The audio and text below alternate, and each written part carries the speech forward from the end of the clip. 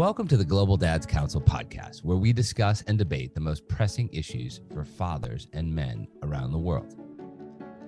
Hi everyone, I'm Bryan Tan from Singapore. I'm the Chief Executive Officer for the Center for Fathering and the Dads for Life movement, and I'm a father of 4 beautiful children. Hi everyone, I'm Hanson. I am the founder of Daddlife, which is the UK's leading content platform for dads, a 2-time best-selling publisher, an SOD&I consultancy for dads at work, and I'm a very proud dad to 1 soon-to-be 8-year-old.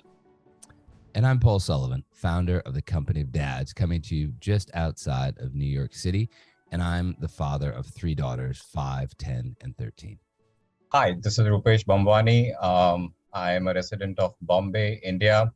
I run the Cool Dads Club, proud father of 2 kids. My daughter is 11 years old, and my son is about to turn 7 in December.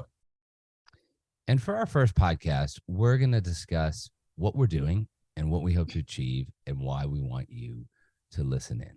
So, Rupesh, we'll start off with you. You know, when you have your own club, you're running it in India. It's going very well. It's got a tremendous following on WhatsApp.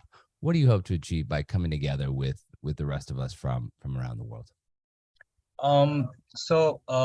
The main purpose of coming together as a group of founders of dad communities across the globe is primarily to look at each community that is being run. I personally feel it has been run well, but it is also being run in isolation. I think it's important that founders of these communities come together who are able to address issues at a global level while trying to figure out the regional level issues as well that fathers are facing. And Hanson, what about you coming to us from the UK? Yeah, I would totally agree with everything Rupesh has just said. I think for me, when I first started Daddlife, which was nearly 7 years ago now, I remember reading a piece, I think it was in either the Wall Street Journal or maybe in the New York Times, and it was around different breakfasts that kids have all around the world. And I know that sort of we had a brief discussion over it before, and for me, that piece was so beautiful in that it showed some wonderful cultural differences, but ultimately it showed this global movement around parenting. And you could just tell that I'm a massive foodie myself, and you can tell there was real love in the food. And I think for me, there is something of a similar principle in what we're doing here in terms of there are going to be some really interesting debates and discussions around culturally and fatherhood in each of our regions. But I think there's hopefully more that unites us rather than parts us. And I think some of just those lovely global connections is something I'm really looking forward to discussing.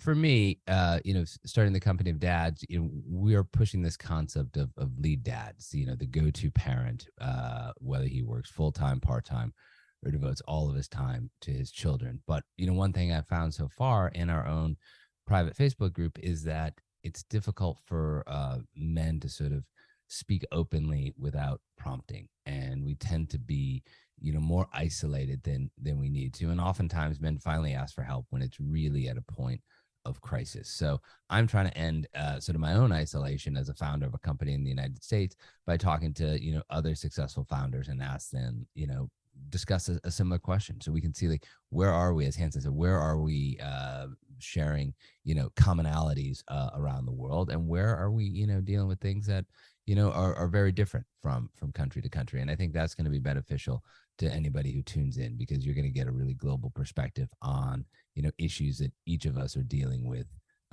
in isolation.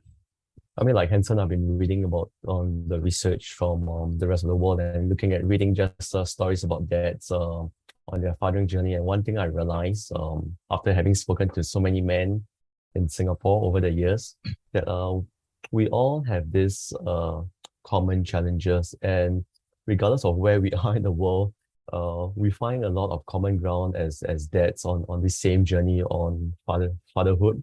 And you're right.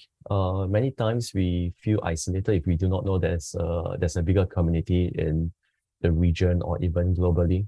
But yet, it's nice and comforting to know that the challenges that we face in our marriage, in our families, with our kids, are not entirely unique to us. And there are resources, there are best practices, there are really creative and innovative solutions to overcoming some of these things. And we just need to know how to reach out and find that. So I'm really excited about being part of this council, because this is where we can come together, share the resource, help our constituents. I realize that on this journey of fatherhood, you'll never walk alone. Thank you for tuning in to the first episode of the Global Dads Council. We hope you'll continue on our journey with us. We're going to make these all very short, informative, and hopefully something that you want to come back to week after week. Thank you so much.